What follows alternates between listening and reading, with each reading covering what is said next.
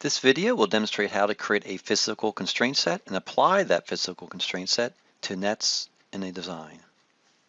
So first thing you do is launch the Constraint Manager. We can do it using the icon. Since I'm going to go right into the physical domain, let's go through Setup, Constraints, Physical.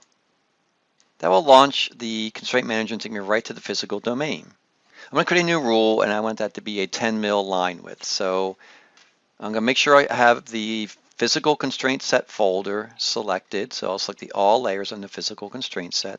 I'll right-click on the design name and do a Create Physical Constraint Set, and I'll give it a name. Usually you want to give it something meaningful, so when you come back to design in a couple of years, you remember what that was there for.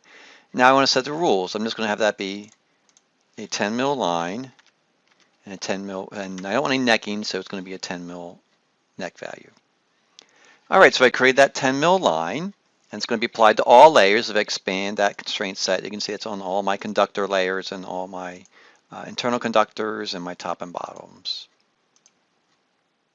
I have that new rule set. I need to apply that rule to some nets in my design. So I need to go down to my net folder under my physical domain.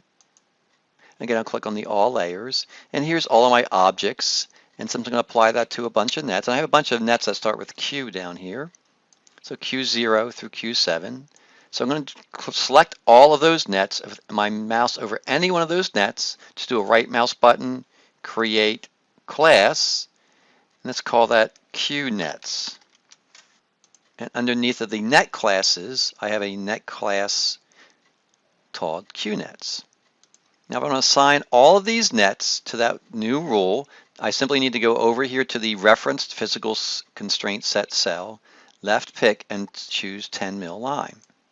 If I expand the QNets, I notice now all the QNets are following that rule.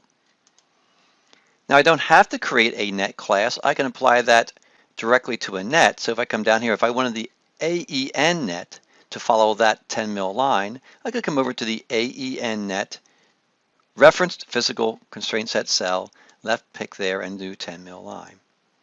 And actually, if I only have one value I want to set, I don't have to create a physical constraint set.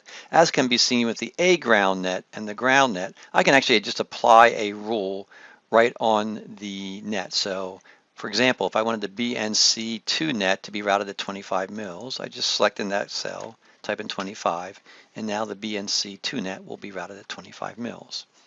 Let's make sure this is really working. So I'll go to this QNets. I know they happen to be on U6. If we zoom in here a little bit closer,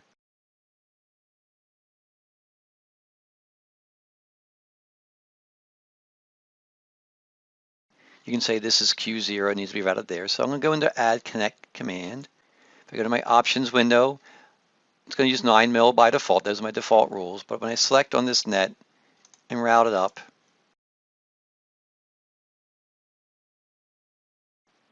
if I have a mouse over that net, you'll see that that actually is routed at the 10 mil line width.